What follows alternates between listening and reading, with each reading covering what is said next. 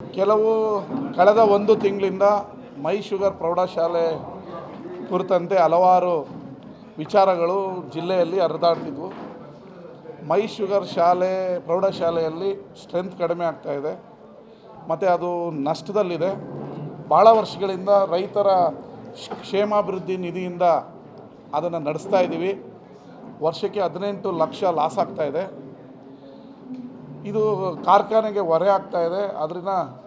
ಅದನ್ನು ಯಾರಾದರೂ ಪರಿಣಿತರು ಖಾಸಗಿ ಶಾಲೆಯನ್ನು ನಡೆಸಿ 20 ವರ್ಷ ಅನುಭವ ಇರೋವಂಥವರು ನಡೆಸೋದಕ್ಕೆ ಕೊಡೋಣ ಅಂತೇಳಿ ನಮ್ಮ ಸಕ್ಕರೆ ಕಾರ್ಖಾನೆಯ ಅಧ್ಯಕ್ಷರ ನೇತೃತ್ವದ ಕಮಿಟಿ ಒಂದು ತೀರ್ಮಾನ ಮಾಡಿ ಪೇಪರಲ್ಲಿ ಆ್ಯಡ್ ಕೊಟ್ಟು ಟೆಂಡರನ್ನು ಕರೆದಿತ್ತು.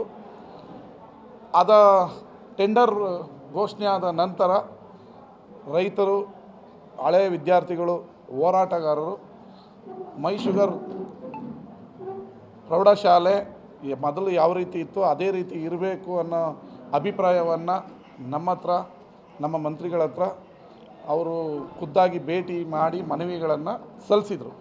ಇದ್ರ ಬಗ್ಗೆ ಪರ ವಿರೋಧ ಚರ್ಚೆಗಳು ಭಾಳ ದಿನಗಳಿಂದ ಆಗ್ತಾಯಿತ್ತು.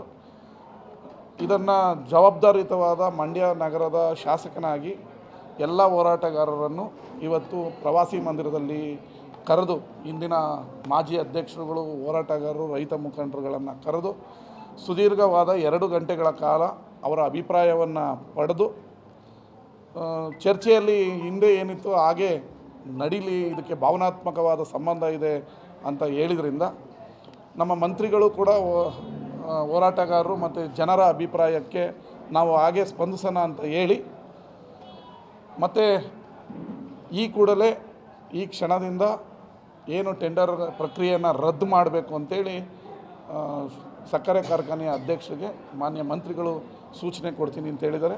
ಅದೇ ಸೂಚನೆಯನ್ನು ಕೂಡ ನಾನು ಕೂಡ ಕೊಡ್ತಾಯಿದ್ದೀವಿ. ಈ ಕ್ಷಣದಿಂದ ಅದನ್ನು ಖಾಸಗಿಯವರಿಗೆ ವಹಿಸಬೇಕು ಅಂತ ಏನಿತ್ತು. ಮತ್ತು ಕಲ್ಯಾಣ ಮಂಟಪವನ್ನು ಕೂಡ ನಾವು ಅದು ಈಗ ಬದಲಾವಣೆ ಜಗದ ನಿಯಮ. ಈಗೆಲ್ಲ ಪೈಪೋಟಿ ಯುಗದಲ್ಲಿ ಒಳ್ಳೊಳ್ಳೆ ಕಲ್ಯಾಣ ಮಂಟಪಗಳು ಬರ್ತಾಯಿದೆ. ಇದು ಬಣ್ಣನೂ ಬಳಿದಿಲ್ಲ, ನಡೆಸೋದಕ್ಕೆ ಕಷ್ಟ ಆಗ್ತದೆ. ಆದರೆ 2 ವರ್ಷಕ್ಕೆ ಲೀಸ್ ಕೊಡೋದ್ರಿಂದ ಅದೇನು ತೊಂದರೆ ಆಗ್ತಿರಲಿಲ್ಲ. ಆಸ್ತಿಯನ್ನು ಯಾರಿಗೂ ಬರ್ಕೊಡ್ತಿರ್ಲಿಲ್ಲ. ಅವರೇ ಸಕ್ಕರೆ ಕಾರ್ಖಾನೆಗೆ ದುಡ್ಡು ಕಟ್ಟಿ ನಡೆಸಬೇಕು ಅಂತ. ಆದರೆ ರೈತರ ಭಾವನೆ ಏನು ಅಂದರೆ 8-10 ಸಾವಿರದಲ್ಲಿ ಮದುವೆಗಳು ನಡೀತಾ ಇದೆ.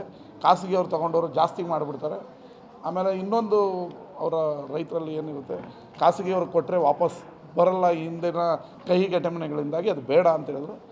ಅದನ್ನು ಕೂಡ ಈ ಕೂಡಲೇ ಟೆಂಡರನ್ನು ರದ್ದು ಮಾಡಿ ಅದನ್ನು ಮಾತಾಡೋಣ ಅಂತ ಹೇಳಿ ಸೂಚನೆಯನ್ನು ಈಗ MD ಅವ್ರಿಗೆ ಕೊಡ್ತಾಯಿದ್ದೀವಿ.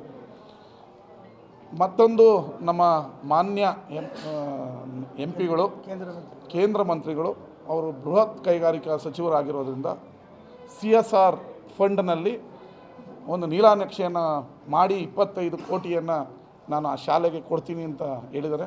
ನಾನು ಅದನ್ನು ಹೃದಯಪೂರ್ವಕವಾಗಿ ಸ್ವಾಗತಿಸ್ತೇನೆ. ಅವರಿಗೆ ಧನ್ಯವಾದಗಳನ್ನು ಕೂಡ ಹೇಳ್ತೀನಿ. ಮನೆ MP ಅವರು ಶಾಲೆಯನ್ನು ನಡೆಸೋದಕ್ಕೆ 25 ಕೋಟಿಯನ್ನು ಡೆಪಾಸಿಟನ್ನು CSR ಫಂಡಲ್ಲಿ ಇಡಿಸ್ತೀನಿ ಅಂದಿರೋದ್ರಿಂದ ಇದರಲ್ಲಿ ರಾಜಕೀಯ ಮುಖ್ಯ ಅಲ್ಲ, ನನಗೆ ನಮ್ಮ ಮಂಡ್ಯದ ಅಭಿವೃದ್ಧಿ ಮುಖ್ಯ. ಮಂಡ್ಯದ ಅಭಿವೃದ್ಧಿ ವಿಚಾರದಲ್ಲಿ ಯಾರ ಹತ್ರ ಕರೆದ್ರೂ ನಾನು ಹೋಗೋಕ್ಕೆ ಸಿದ್ಧ ಇದ್ದೀನಿ. ಅದು ಯಾವುದೇ ಪಾರ್ಟಿ ಆಗಿರಲಿ, ಯಾವುದೇ ವ್ಯಕ್ತಿ ಆಗಿರಲಿ, ಯಾವುದೇ ಸಂಸ್ಥೆ ಆಗಿರಲಿ, ಮಂಡ್ಯ ಅಭಿವೃದ್ಧಿ ಮಾತ್ರ ನನ್ನ ಮುಂದೆ ಇರೋದು. ಮಂಡ್ಯ ಅಭಿವೃದ್ಧಿ ಆಗಬೇಕು. ಆ ನಿಟ್ಟಿನಲ್ಲಿ ನಾವು ಈ ಪಕ್ಷ ಭೇದ ಮರೆತು ಯಾರ ಹತ್ರ ಹೋಗಿ ಬೇಕಾದರೂ ಅಂಗಲಾಚಿ ನಾನು ಮಂಡ್ಯ ನಗರದ ಅಭಿವೃದ್ಧಿ ಮತ್ತು ಶಿಕ್ಷಣದ ಅಭಿವೃದ್ಧಿಗೆ ತರ್ತೀನಿ. ಈಗ ಮಂಡ್ಯ ವಿಶ್ವವಿದ್ಯಾನಿಲಯ ಇನ್ನೇನು ಮುಚ್ಚೇ ಹೋಯ್ತು ಅಂತ ಕೆಲವರು ಆರ್ಭಟಿಸ್ತಾಯಿದ್ರು. ಆದರೆ ಅದಕ್ಕೆ 4 ಕೋಟಿ ಬಿಡುಗಡೆ ಮಾಡಿ ಒಂದು ಒಳ್ಳೆ ಆರ್ಚ್ ಮಾಡ್ತಾಯಿದ್ದೀನಿ. ಈಗ MCA MBA ಕೋರ್ಸನ್ನು ಕೂಡ ಈ ವರ್ಷದಿಂದ ತಂದಿದ್ದೀನಿ. ಇನ್ನೊಂದು ವಾರದಲ್ಲಿ ನಿಮ್ಮನ್ನೆಲ್ಲ ಕರೆದು ಬೃಹತ್ ಕಾರ್ಯಕ್ರಮ ಮಾಡಿ ಆ ಕೋರ್ಸನ್ನು ಆರಂಭಿಸ್ತೀವಿ. ಅಂದರೆ ಯೂನಿವರ್ಸಿಟಿ ಮುಚ್ಚಲ್ಲ, ಅದನ್ನು ನಡೆಸ್ತೀವಿ ಅನ್ನೋದಕ್ಕೆ ಇದು ಒಂದು ಮೆಸೇಜನ್ನು ರಾಜ್ಯದ ಪಾಸ್ ಮಾಡ್ತಾಯಿದ್ದೀವಿ. ನಮ್ಮ ಮಂಡ್ಯದ ಜೊತೆ ಇನ್ನೂ 7 ಬೇರೆ ಬೇರೆ ವಿಶ್ವವಿದ್ಯಾನಿಲಯ ಕೂಡ ಮುಚ್ಚುತ್ತಾರೆ ಅನ್ನೋದಿತ್ತು. ಆದರೆ ಮಂಡ್ಯ ಇದರಲ್ಲಿ ಈ ಬೆಳವಣಿಗೆ ಆಗಿರೋದ್ರಿಂದ ಅವು ಕೂಡ ಮಂಡ್ಯದ ಮುಖಾಂತರ ಉಳ್ಕೊಳ್ತವೆ ಅನ್ನೋ ಒಂದು ಮೆಸೇಜನ್ನು ಪಾಸ್ ಮಾಡ್ತೀವಿ. ಆದರೆ ತಜ್ಞರ ವರದಿ ಏನು ಹೇಳುತ್ತೆ, ಮಂಡ್ಯ ವಿಶ್ವವಿದ್ಯಾನಿಲಯದ ಮತ್ತು ಮೈಸೂರು ವಿಶ್ವವಿದ್ಯಾನಿಲಯದ ಸರ್ಟಿಫಿಕೇಟ್ಗೆ ವ್ಯತ್ಯಾಸ ಇದೆ. ಅದಕ್ಕೆ ನಾವು ಮೈಸೂರು ಹತ್ರ ಮರ್ಜ್ ಮಾಡಬೇಕು ಅಂತ ಭಾವನೆಗಳನ್ನು ವ್ಯಕ್ತಪಡಿಸಿದ್ರು. ಆದರೆ ಮಂಡ್ಯದ ಹೋರಾಟಗಾರರು ಮಂಡ್ಯದ ಅಸ್ಮಿತೆ ಇದನ್ನು ತಂದಿದ್ದಾರೆ, ಉಳಿಸ್ಕೊಳ್ಳಿ ಅಂದರು. ಅದಕ್ಕೆ ನಾವು ಸರ್ಕಾರ ಕೂಡ ಬದ್ಧ ಆಗಿದೆ. ನನ್ನ ಕಾಲದಲ್ಲಿ ಅದನ್ನು ಮೈಸೂರು ಜೊತೆ ಮರ್ಜ್ ಮಾಡೋದಕ್ಕೆ ನಾನು ಕೂಡ ಬಿಡೋದಿಲ್ಲ. ಈಗ ಆಲ್ರೆಡಿ ಅದರ ಅಭಿವೃದ್ಧಿಯನ್ನು ಏನು ಮಾಡಬೇಕು ಮಾಡ್ತಾಯಿದ್ದೀವಿ. ನಮ್ಮ ಮಂತ್ರಿಗಳು ಕೂಡ ಇದೇ ಅಭಿಪ್ರಾಯವನ್ನು ವ್ಯಕ್ತಪಡಿಸಿದ್ದಾರೆ. ಈಗ ಮೊದಲ ಹಂತವಾಗಿ ಟೆಂಡರ್ ಪ್ರಕ್ರಿಯೆನ ರದ್ದು ಮಾಡಿಸ್ತಾ ಇದ್ದೀವಿ. ನಂತರ ಒಂದು ತಂಡವನ್ನು ಮಾಡಿಕೊಂಡು ಮಾನ್ಯ ಎಂ ಪಿಗಳ ಹತ್ರ ಮಾನ್ಯ ಮಂತ್ರಿಗಳ ಹತ್ರ ಹೋಗಿ ಅದಕ್ಕೆ ಶಾಲೆಗೆ ಉಳಿಸ್ಕೊಳ್ಳೋದಕ್ಕೆ ಏನು CSR ಫಂಡ್ ಕೊಡ್ತೀವಿ ಅಂತ ಹೇಳಿದರೆ ಅದನ್ನು ಸ್ವೀಕರಿಸೋದಕ್ಕೆ ನಾವು ರೆಡಿ ಇದ್ದೀವಿ. ಮಾನ್ಯ ಮಂತ್ರಿಗಳು ದಯವಿಟ್ಟು ಸಹಕರಿಸಬೇಕು.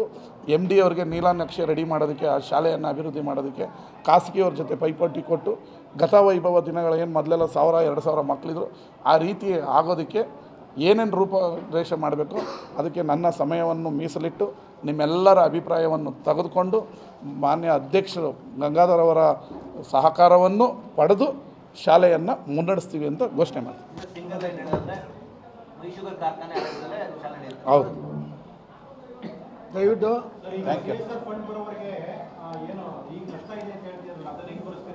ಅಲ್ಲ ಈ ಕೂಡಲೇ ಕೊಡ್ತೀನಿ ಅಂತಲೂ ಹೇಳಿದ್ದಾರೆ ಅವರು. ಈ ಹಿಂದೆ ಹೇಗೆ ನಡೀತಾ ಇತ್ತು ತಾತ್ಕಾಲಿಕವಾಗಿ ಹಾಗೆ ಈಗ 2 ಅಭಿಪ್ರಾಯ ಇದೆ. ರೈತರ ಕ್ಷೇಮಾಭಿವೃದ್ಧಿ ನಿಧಿ ಮೊದಲಿಗೆ ನಾವು 3,000 ಕೊಡ್ತಾ ಇದ್ದನ್ನು 10,000 ಕೊಡಬೇಕು ಅಂತ ಏನೋ ರೆಸೊಲ್ಯೂಷನ್ ಮಾಡ್ಕೊಂಡಿದ್ದಾರೆ.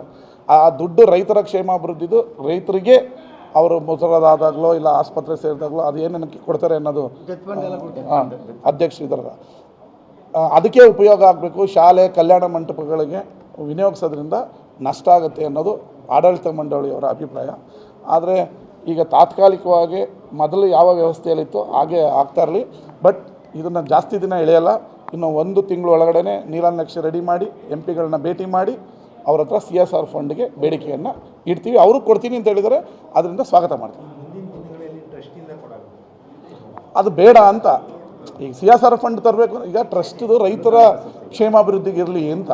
ಈಗ ರೈತರ ಕ್ಷೇಮಾಭಿವೃದ್ಧಿನೂ ಶಾಲೆ ಅಷ್ಟೇ ಇಂಪಾರ್ಟೆಂಟು. ನಾಳೆ ಅವರು ಡೆತ್ ಆದಾಗ ಮತ್ತು ಕಾಯಿಲೆ ಬಿದ್ದಾಗ ಏನೋ ತುರ್ತು ನಿಧಿ ಅಂತ ಅದು ತುರ್ತು ರೈತರಿಗೆ. ಮತ್ತು ಶುಗರ್ ಫ್ಯಾಕ್ಟ್ರಿಯನ್ನು ಲಾಭದಾಯಕವಾಗಿ ತರೋಕ್ಕೆ ಏನು ಮಾಡಬೇಕು? ಯಾಕಂದರೆ ಇದು ಲಾಭದಾಯಕ ಅಲ್ಲ, ಇದು ಸ್ವಾಭಿಮಾನ ಅಂತ ಹೇಳಿ ವರ್ಷಾನುಗಟ್ಲೆನೂ ನಡೆಸೋದಕ್ಕಾಗಲ್ಲ. ಅದನ್ನು ಲಾಭದಾಯಕವಾಗಿ ತರೋದಕ್ಕೆ ಏನೇನು ಮಾಡಬೇಕು ಅದನ್ನು ಎಲ್ಲರ ಅಭಿಪ್ರಾಯವನ್ನು ಪಡೆದು ಷೇರುದಾರರ ಅಭಿಪ್ರಾಯವನ್ನು ಪಡೆದು ನಾವು ಅದಕ್ಕೊಂದು ರೂಪವನ್ನು ಕೊಡ್ತೀವಿ.